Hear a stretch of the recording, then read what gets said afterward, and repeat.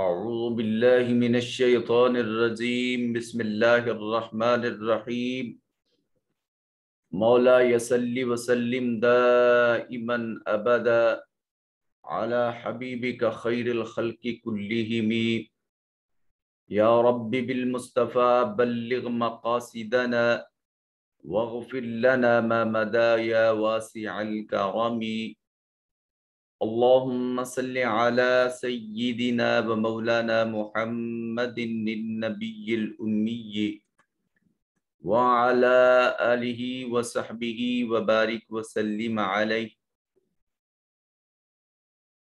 اللہ رب العزت کے فضل و کرم اور آقا کریم علیہ التحیت و تسلیم کی نالین پاک کے تصدق سے فہم قرآن مجید کے سلسلہ میں آن لائن عرفان القرآن کورس میں آپ تمام احباب کو خوش آمدید کہتا ہوں۔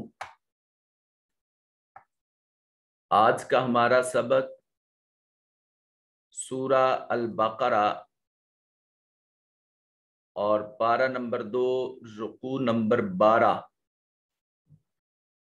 یہ آج ہم انشاءاللہ تلاوت کرنے کا اعزاز حاصل کریں گے۔ حصۃ التجوید میں آج بڑی دلچسپ بات ہے۔ دو سورتوں کے درمیان تسمیہ پڑھنے کا طریقہ کار کیا ہے؟ تسمیہ بسم اللہ الرحمن الرحیم کو کہا جاتا ہے۔ یہ دو سورتوں کے درمیان حد فاصل کے طور پر استعمال ہوتے ہیں، اور یہ قرآن مجید کی آیت کے طور پر بھی استعمال ہوتی ہے، مگر ہر سورت کی ابتدا میں جو بسم اللہ الرحمن الرحیم لکھا ہوا ہوتا ہے، یہ بسم اللہ الرحمن الرحیم ہر سورت کا جزو نہیں ہے، یہ فاصلے کے لیے ہے۔ دو سورتوں کے درمیان بسم اللہ 4 طریقوں سے پڑھی جا سکتی ہے، جن میں سے پہلے 3 طریقے جائز ہیں، جبکہ آخری اور چوتھا طریقہ یہ درست نہیں ہے۔ پہلا طریقہ کار وصل کل۔ وصل کا مطلب ہوتا ہے ملانا، کل کا مطلب ہوتا ہے ہر جگہ۔ وصل کل، ہر جگہ ملانا۔ اس کی مثال دیکھیے کہ آپ نے ایک سورت ختم کی، اس سورت کی آخری آیت ایک سانس میں پڑھی، اسی سانس میں آپ نے بسم اللہ الرحمن الرحیم پڑھی، اور اسی سانس میں اگلی سورت کی پہلی آیت پڑھ دی، تو یہاں آپ پچھلی سورت کو بسم اللہ کے ساتھ اور پھر بسم اللہ کے بعد اگلی سورت کو آپ ملا رہے ہیں۔ یہ وصل کل ہے، یہ جائز صورت ہے۔ یہ کیا ہے جی؟ جائز صورت ہے۔ پہلی سورت کے اختتام پر بسم اللہ شریف، اسی سانس میں اگلی سورت کی پہلی آیت یہ تلاوت کر دی، تو یہ وصل کل ہوگا۔ فصل کل، فصل کا مطلب ہوتا ہے جدائی، کاٹنا، الگ کرنا، علیحدہ۔ پہلی سورت کے آخری آیت کے بعد آپ نے سانس کو توڑ دیا، سانس کٹ کر دی، اور پھر بسم اللہ شریف پڑھی۔ پھر دوسری بسم اللہ شریف کے بعد بھی آپ نے سانس کاٹ دی، رک گئے، ٹھہر گئے، پھر نئی سانس کے ساتھ آپ نے دوسری آیت مقدسہ، دوسری سورت پڑھی، تو یہ ہر جگہ آپ نے فاصلہ کیا۔ پہلی سورت کے اختتام کے بعد بھی رک گئے، پھر تسمیہ تلاوت کر کے پھر بھی رک گئے، اور پھر دوسری آیت شروع کی اگلی سورت کی، تو یہ فصل قل ہے، یہ سورت بھی جائز ہوگی۔ فصل اول وصل ثانی۔ فصل اول پہلی کے درمیان فاصلہ دینا، وصل ثانی اور دوسری کو ملا دینا۔ اس کے پڑھنے کی صورت یہ ہے کہ آپ نے ایک سورت کی آخری آیت تلاوت کی، وہاں رک گئے، اب بسم اللہ شریف پڑھی اور اسی سانس میں آپ نے اگلی سورت کی پہلی آیت بھی تلاوت کر دی. تو اب اس ایسی صورت میں آپ پہلی جگہ فاصلہ کر رہے ہو اور دوسری جگہ پر آپ ملا رہے ہو. اب اس پہلی جگہ کو فاصلہ کہیں گے، وہ فصل اول ہے، اور دوسری جگہ جہاں بسم اللہ شریف کو آپ اگلی سورت کی پہلی آیت کے ساتھ ملا رہے ہیں، اس کو وصل ثانی کہا جاتا ہے، اور یہ سورت بھی جائز ہے. اب چوتھی متوقع سورت کیا ہو سکتی ہے؟ وصل اول فصل ثانی. وصل اول کا مطلب ہوتا ہے پہلی کے ساتھ ملانا، فصل ثانی دوسری کو الگ کر دینا. مثلا آپ نے ایک سورت کی آخری آیت کریمہ آپ نے تلاوت کی، اب اسی سورت کے ساتھ آپ نے بسم اللہ شریف اسی سانس کے ساتھ پڑھ لی. اب بسم اللہ پڑھنے کے بعد آپ کا سانس ختم ہو گیا اور آپ رک گئے. پھر رکنے کے بعد اب جو پہلے سورت تلاوت ہو رہی تھی اس کے آخر کو بسم اللہ سے ملا دیا. اب بسم اللہ سے ملانے کے بعد پھر آپ نے سانس توڑ دی، وقف کر دیا، ٹھہر گئے. اب جو آنے والی سورت تھی اس کو نئے سانس سے شروع کیا، تو یہ صورتحال جائز نہیں ہے. بسم اللہ کو اگلی سورت سے ملایا جا سکتا ہے، پچھلی سورت کے اختتامی آیت کے ساتھ ملا کر وقف کرنا یہ جائز نہیں ہے. تو ہم نے 4 صورتیں پڑھی.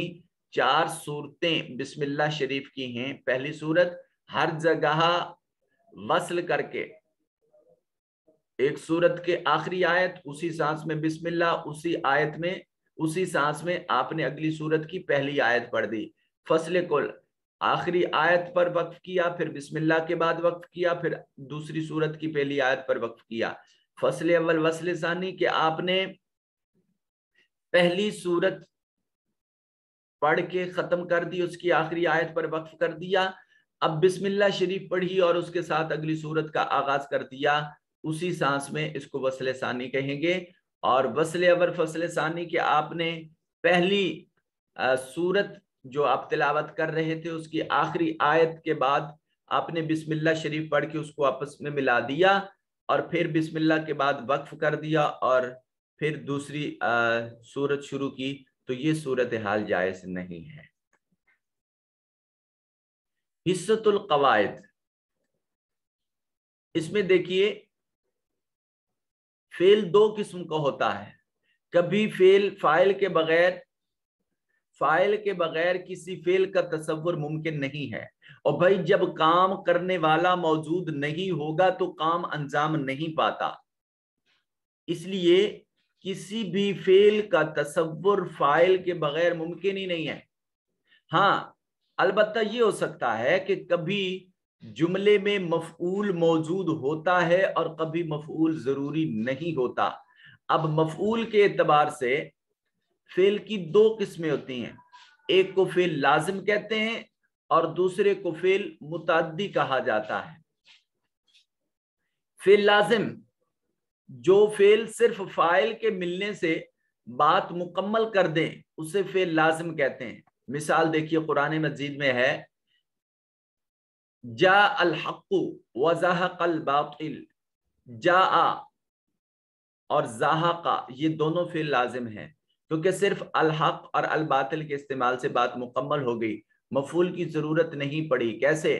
جاء الحق جب حق آ گیا، وزهق الباطل اور باطل چلا گیا. اب اس میں مفعول کی ضرورت نہیں پڑی، پوری بات سمجھ میں آ گئی کہ جب حق آ جاتا ہے باطل چلا جاتا ہے.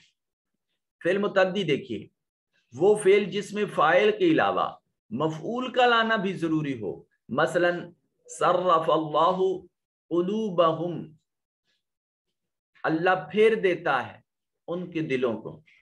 اب فعل متعدی ہے کیونکہ وہ مفعول قلوبہم کا تقاضا کرتا ہے. کیسے؟ صرف اللہ، اللہ ان کے، اللہ پھیر دیتا ہے. بھئی کس چیز کو پھیر دیتا ہے؟ اب یہاں پھیرنے کے بعد بھی ایک کویسچن جنریٹ ہو رہا ہے. صرف اللہ، اللہ پھیر دیتا ہے کس چیز کو؟ قلوبہم. اب قلوب مفعول ہے، صرف فعل ہے، اللہ فاعل ہے، قلوب مفعول ہے، اور ہم ضمیر متصل اس کے ساتھ ملی ہوئی ہے. سو یہاں اس جگہ پر مفعول کی ضرورت پیش آئی، تو جہاں فعل اپنے فاعل کے اپنے مفعول کے بغیر مکمل نہ ہو رہا ہو تو ایسی صورت میں فعل متعدی ہوتا ہے. فعل لازم جہاں مفعول کی ضرورت نہ ہو اور فعل متعدی جہاں مفعول کی ضرورت ہو. اب متعدی بیک مفعول، متعدی بدو مفعول، یہ الگ بحث ہے. اس بحث میں ہم کو نہیں پڑھنا. ہم نے صرف بنیادی بات سیکھنی ہے کہ جب فاعل کے ملنے سے اور فعل کے ملنے سے بات پوری ہو جائے اس کو فعل لازم کہا جاتا ہے، اور جہاں فعل فاعل کے ساتھ مفعول کی بھی ضرورت پیش آئے اس کو فعل متعدی کہا جاتا ہے. حصۃ الدعا، غصہ کے وقت کی دعا، یہ تعمیر سیرت اور تعمیر شخصیت کے لیے یہ اکثر معاشرتی سوال ہے کہ جی غصہ بہت آتا ہے، کیا کیجئے، کیا کرنا چاہیے؟ تو بیٹے یاد رکھیے غصہ کے وقت بہت سارے امور انجام دیے جا سکتے ہیں. غصہ آیا ہے، آپ جس جگہ کھڑے ہیں، اگر کھڑے ہیں تو بیٹھ جائیں، بیٹھے ہیں تو کھڑے ہو جائیں، اور اگر آپ بیٹھ نہیں سکتے، کھڑے نہیں ہو سکتے، لیٹ جائیں، خاموشی اختیار کریں. یعنی ذہنی طور پر اور فزیکلی طور پر آپ اپنی پوری فٹنس میں کوئی تبدیلی لائیں یا لانے کی کوشش کریں جس سے آپ کا مائنڈ ڈائیورٹ ہو جائے گا اور غصہ کسی حد تک نارمل ہو جائے گا. دوسری صورتحال یہ ہے کہ عین غصہ کی حالت میں، غصہ آگ ہے اور آگ کو پانی سے بجھا دینا چاہیے. سو شریعت کی تعلیم یہ ہے کہ جب حد درجہ غصہ آ رہا ہو تو آپ اس وقت وضو کر لیں. اس وضو کے پانی سے جو غصہ ہے مائنڈ بھی ڈائیورٹ ہوگا. جب آپ وضو کر رہے ہوں گے، کبھی ہاتھ دھو رہے ہیں، کبھی چہرہ دھو رہے ہیں، کبھی کوہنیاں دھو رہے ہیں، کبھی سر کا مسح کر رہے ہیں، کبھی پاؤں دھو رہے ہیں، تو اعضائے جسمانیہ پر پانی پڑے گا جس سے وہ جو گرمائش ہے وہ کسی حد تک کم ہوگی. اور دوسرا یہ کہ آپ کا مائنڈ ڈائیورٹ ہوگا کبھی ہاتھ دھونے میں، کبھی کلی کرنے میں، کبھی چہرہ دھونے میں. سو اس سے بھی غصہ جاتا رہے گا اور یہ آگ پانی سے بجھ جائے گی. اور ایسی صورتحال میں اسلام ہمیں دعا سکھاتا ہے. اعوذ باللہ من الشیطان الرجیم لا حول ولا قوة الا باللہ العلی العظیم. اعوذ، میں پناہ مانگتا ہوں، باللہ اللہ رب ذوالجلال کی، من الشیطان شیطان سے، الرجیم ایسا شیطان جو مردود ہے، جو راندہ بارگاہ خداوندی ہے، جو اللہ کی بارگاہ سے دھتکارا گیا ہے، اس شیطان سے اللہ رب ذوالجلال کی پناہ میں آتا ہوں. لا حول، نہیں ہے کوئی طاقت، ولا قوت، اور نہ ہی قوت، الا مگر، باللہ اللہ رب ذوالجلال سے بڑھ کر، العلی العظیم ایسا اللہ جو بزرگ بھی ہے، العظیم اور برتر بھی ہے. میں اللہ کی پناہ مانگتا ہوں شیطان مردود سے، اللہ بزرگ و برتر سے بڑھ کر کوئی قوت اور طاقت میں نہیں ہے. سب سے بڑھ کر قوت اور طاقت وہ پاک پروردگار عالم کی ذات اقدس کے پاس ہے. یہ دعا پڑھیے، غصے کی حالت میں اللہ تعالیٰ اس کیفیت کو بدل دیتا ہے. آئیے چلتے ہیں آج کے رکوع کی تلاوت کی طرف.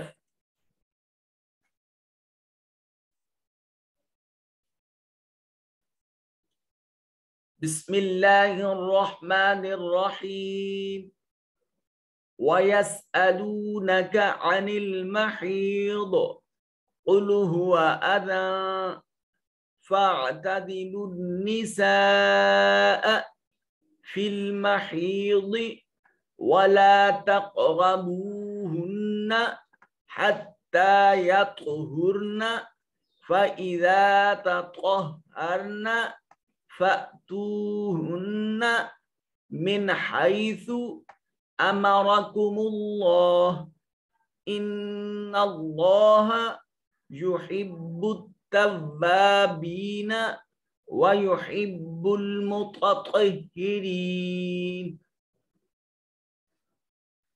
اس آیت پر تجویدی قوانین دیکھیے۔ عن المحیض خص ضغط قض، تو ضاد حروف مستعلیہ میں سے ہے، صفت استعلاء اس میں موجود ہے، اس کو موٹا اور پر کر کے پڑھیں گے۔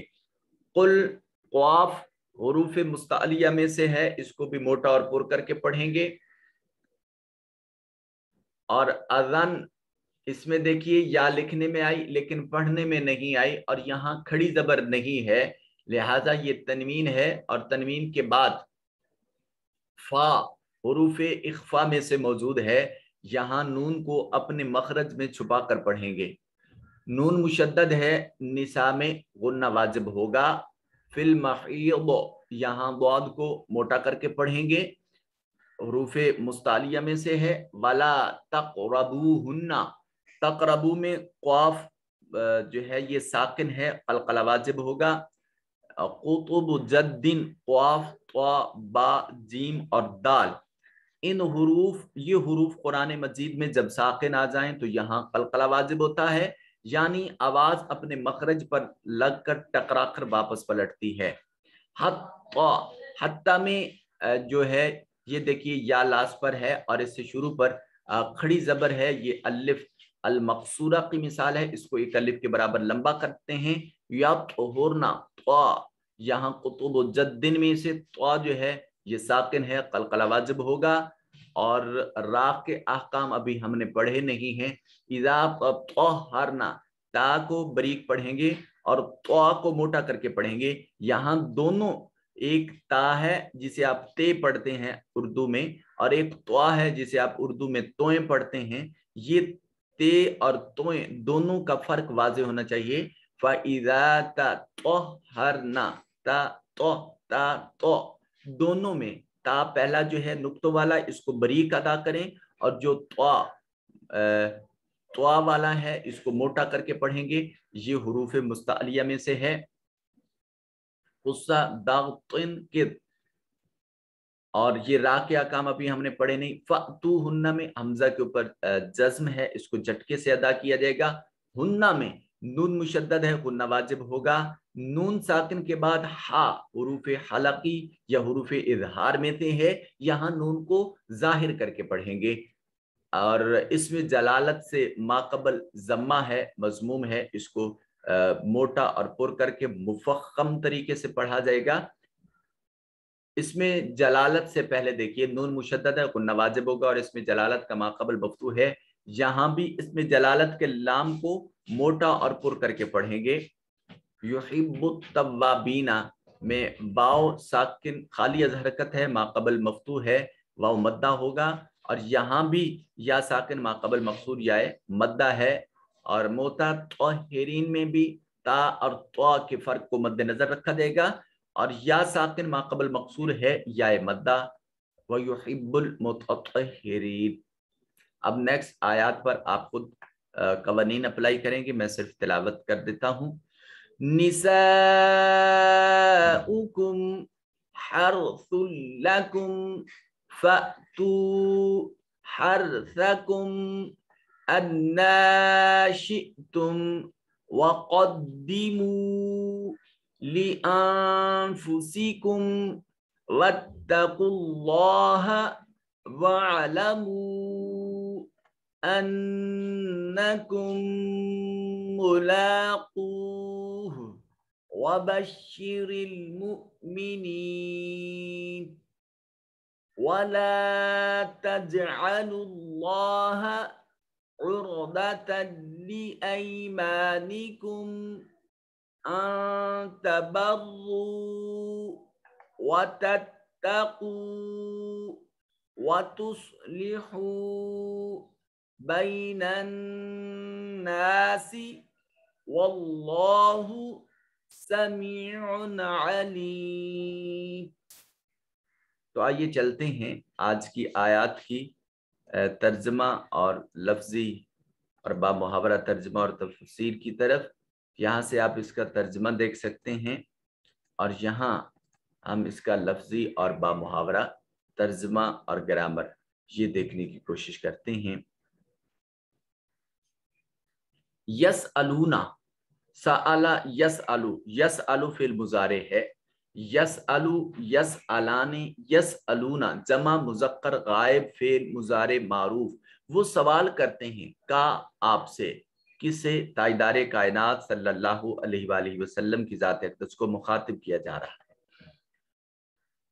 تو جہاں کاف ضمیر کے ساتھ مخاطب کیا جاتا ہے، کاف ضمیر واحد مذکر حاضر کی ہے، اور یہ تب ہوتی ہے جب بالکل آمنے سامنے گفتگو ہو رہی ہو، گویا بارگاہ رسالت مآب صلی اللہ علیہ وسلم میں نگاہ قدرت خداوندی کی توجہ بارگاہ رسالت مآب میں ہے، اور پھر حضور کو مخاطب کیا جا رہا ہے۔ قربت کے اس کمال لمحے پر بارگاہ رسالت میں فرمایا جا رہا ہے کہ اے میرے محبوب، آپ سے آپ کی امت کے افراد یہ مسئلہ طلب کریں گے، یہ مسئلہ دریافت کریں گے، یہ مسئلہ پوچھیں گے عن المحید، ایام ماہواری جو خواتین کے عوارض ہیں ان کے بارے میں آپ سے سوال پوچھا جائے گا۔ قل محبوب آپ فرما دیجئے، ہوا اللہ، یہ حالت حیض، ایام ماہواری اور ان ایام میں خاتون جس پوزیشن اور جس کیفیت و حالت سے گزر رہی ہوتی ہے وہ نجاست ہے، وہ اذیت ہے، وہ ایک تکلیف ہے۔ پس ایسی حالت میں پس اعتزلوا، اعتزلا یعتزلوا کا مطلب ہوتا ہے اعتزال کرنا، الگ ہونا، علیحدہ ہونا۔ وہ خواتین جو آپ سے بصورت نکاح جڑی ہوئی ہیں آپ کی زندگی کے ساتھ، پس ایسی خواتین سے اعتزال کرو اس حالت میں جس حالت میں وہ ایام ماہواری سے گزر رہی ہے، فی المحید حالت حیض کے دوران، ولا اور لا تقربو تم ہرگز قریب نہ جاؤ۔ ہم نے پڑھا تھا کہ نون مشدد جب آ جائے فعل مضارع کے آخر پر تو پھر تاکید کا معنی پیدا ہوتا ہے۔ اب یہ نون مشدد تاکید کا یہاں موجود ہے، وَلَا تَقْرَبُوهُنَّ، اور تم ان کے ہرگز قریب نہ جاؤ، ان خواتین کے جو حالت نکاح میں آپ کے پاس موجود ہیں اور وہ کیفیت حیض میں ہیں، ایام ماہواری میں ہیں، تو پھر تم ان کے قریب ہرگز نہ جاؤ، حتیٰ یہاں تک کہ یطہرنا، وہ خوب پاکیزہ ہو جائیں، وہ اس اذیت سے دور ہو جائیں، وہ کیفیت ان سے ختم ہو جائے۔ جب تک ختم نہیں ہوتی تو تم ان سے قربت داری نہیں قائم کر سکتے ہو، تم ان سے ملامست نہیں کر سکتے ہو، تم ان سے ان کی قربت میں نہیں جا سکتے ہو جسے آپ قربت خاص کہتے ہیں۔ اس کیفیت اور ان لمحات میں جانا آپ کے لیے منع کر دیا گیا ہے۔ ہاں، بس اذا جب جس وقت تطہرنا، طہرا یا تطہرو سے ہے تطہرنا، جب وہ خوب پاکیزہ ہو جائیں، فَأْتُو پس تم آؤ، ہننا ان خواتین کے پاس، من سے، حیثو جیسے، امرکم اللہ جیسے اللہ نے تمہیں اجازت عطا کر رکھی ہے۔ جب وہ خوب پاکیزہ ہو جائیں تو پھر تم امر الہی کے مطابق ان کے پاس آ سکتے ہو۔ اور یاد رکھیے کہ یہ اذیت سے بچنے اور ان تکالیف اور اس نجاست کی کیفیت سے بچنے کا حکم اللہ اس لیے عطا فرما رہا ہے کہ ان اللہ، بے شک اللہ رب ذوالجلال، یحب، وہ محبت فرماتا ہے، التوابین، جو خوب توبہ کرنے والے ہیں، انتہا درجے کی توبہ کرنے والے۔ توبہ کیا ہے؟ اللہ کے حضور گناہوں سے بچنے کا عہد اور آئندہ زندگی میں ہدایت پر چلنے کا وعدہ اللہ کے حضور، یہ توبہ کہلاتا ہے۔ اللہ محبوب رکھتا ہے کن کو؟ وہ جو خوب توبہ کا اہتمام کرنے والے ہیں، اللہ کے حضور عہد کو پورا کرنے والے ہیں، نبھانے والے ہیں۔ وَيُحِبُّ الْمُتَطَہِّرِينَ، اور خوب پاکیزگی اختیار کرنے والے لوگوں سے بھی اللہ محبت فرماتا ہے۔ اسلام دین فطرت ہے، یہ گندگی کی اور نجاست کی پرمیشن کبھی نہیں دیتا۔ الطہور شطر الایمان، پاکیزگی نصف ایمان ہے، ایمان کی شرط ہے۔ اور عاشق ہمیشہ اپنے محبوب کی تلاش میں رہتا ہے، اور اللہ کی ذات پاک ہے، تو پاک ذات کو حالت نجاست میں ڈھونڈنا یہ ممکن نہیں ہے۔ اس لیے کہ نجاست، گندگی اور پاکیزگی یہ دو متضاد چیزیں ہیں، اور لا ضدان ولا یجتمعان، دو ضدیں ایک مقام پر اکٹھی نہیں ہو سکتی۔ گندگی سے بچا جائے اور پاکیزگی اختیار کی جائے۔ دیکھیے، یہودیوں اور عیسائیوں میں مبالغہ آرائی تھی۔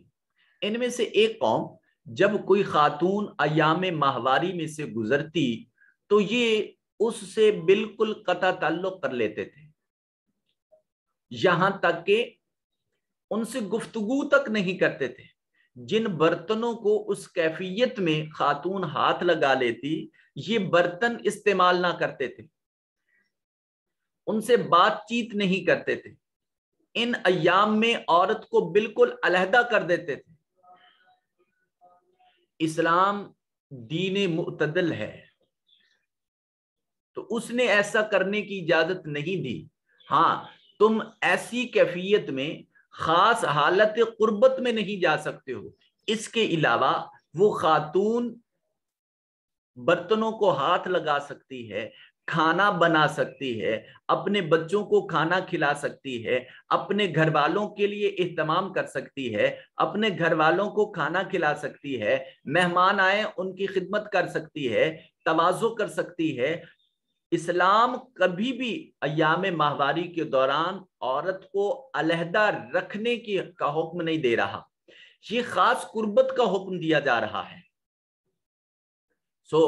حکم یہ ہوا کہ یہود و نصارہ جو احکام خداوندی سے اس قدر تجاوز کر چکے تھے کہ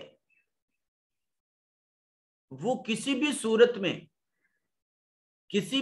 میں ایسی کیفیت میں خاتون کو قبول کرنے والے نہیں تھے، تو اسلام صرف ایک مخصوص کیفیت میں مخصوص حکم دے رہا ہے، اس کے علاوہ باقی تمام امور وہ انجام دے سکتی ہے۔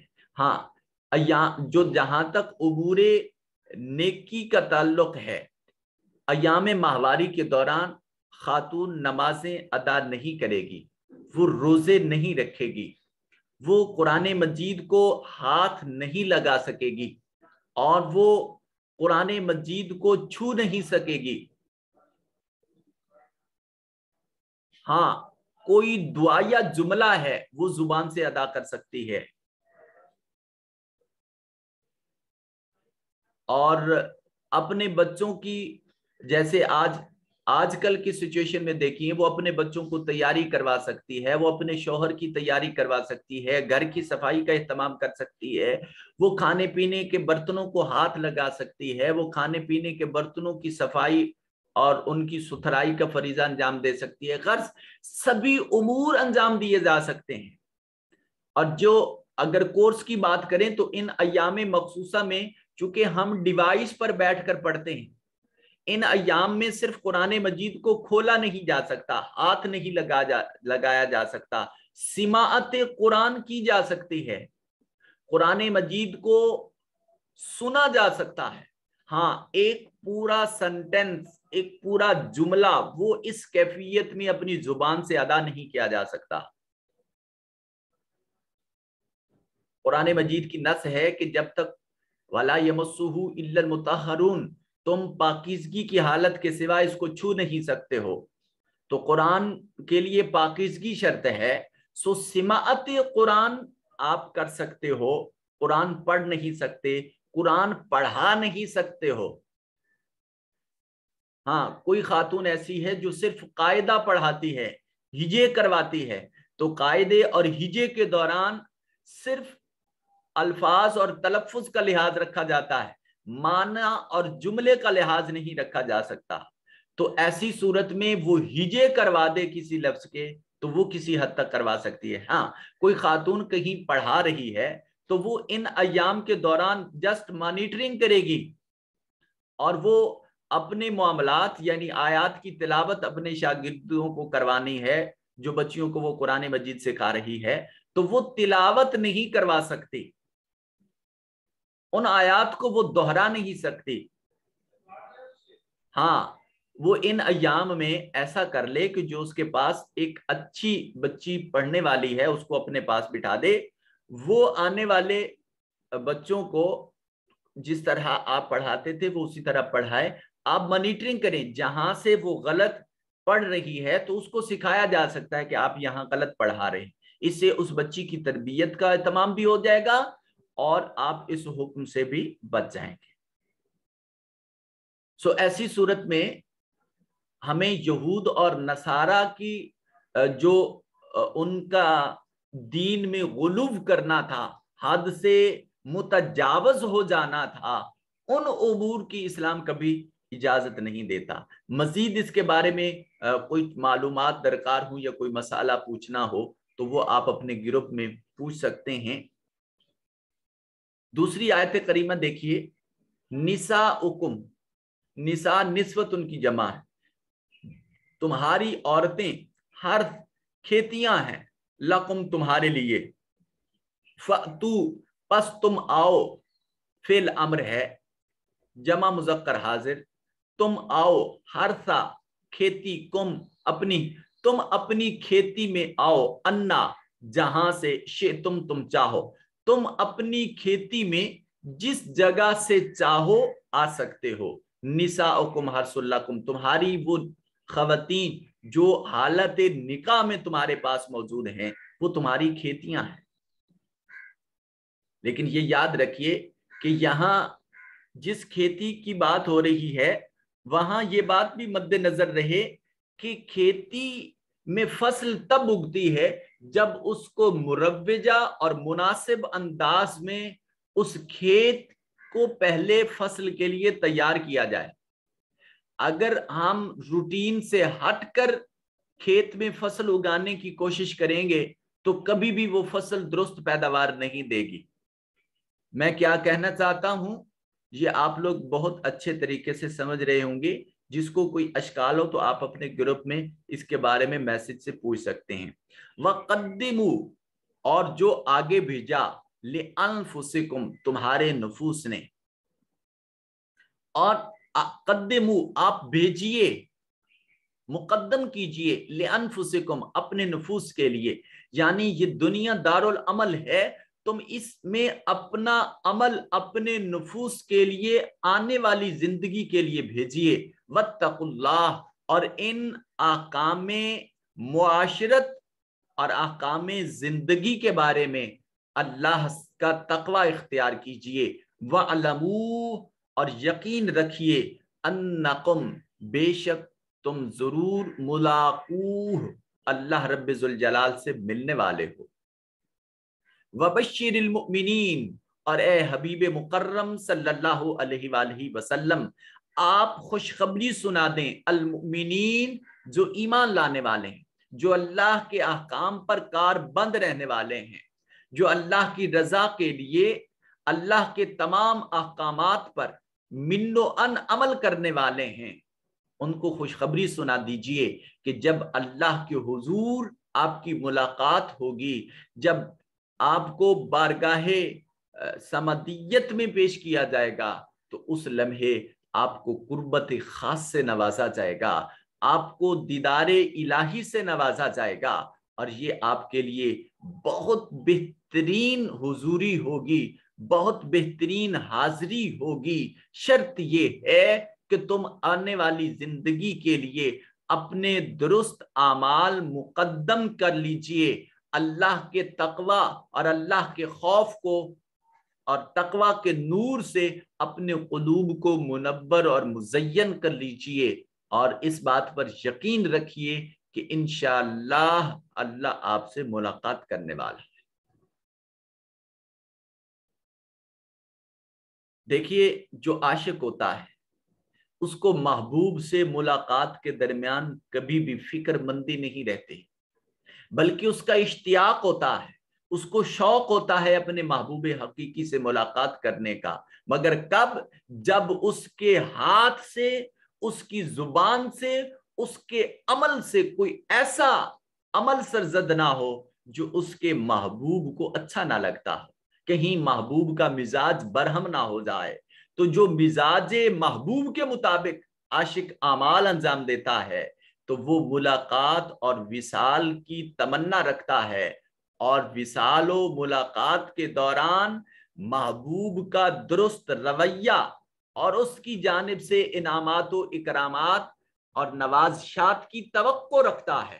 سو مومن بھی اللہ کا عاشق ہے، اللہ سے محبت کرنے والا محب ہے، سو مومن کو زیب نہیں دے گا کہ وہ کوئی ایسا عمل کرے جس سے اس کے محبوب حقیقی کا مزاج مقدس یہ نہ چاہے کہ میرے عاشق نے میرے لیے ایسا کوئی غلط کام کیا ہے، بلکہ وہ درست اعمال انجام دے کر اپنے محبوب حقیقی کی ملاقات کو یقینی اور جو ہے ایسی ملاقات کرنے کا شرف حاصل کرے گا جو اس کی زندگی میں شاید پہلے ایسی ملاقات میسر نہ ہو۔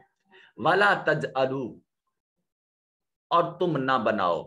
آیت ہم نے شروع کر دی، یہ انشاءاللہ ہم کل پڑھیں گے کیونکہ ٹائم آخری منٹ چل رہا ہے اور یہ مکمل نہیں ہوگی۔ اللہ رب ذوالجلال قرآن مجید کے احکامات پر عمل پیرا ہونے کی توفیق نصیب فرمائے۔ آج حاضری انتہائی کم ہے، اور کیوں کم ہے اس کا مجھے نہیں آئیڈیا۔ اللہ آپ سب لوگوں کو سلامت رکھے۔ والسلام علیکم ورحمۃ اللہ وبرکاتہ۔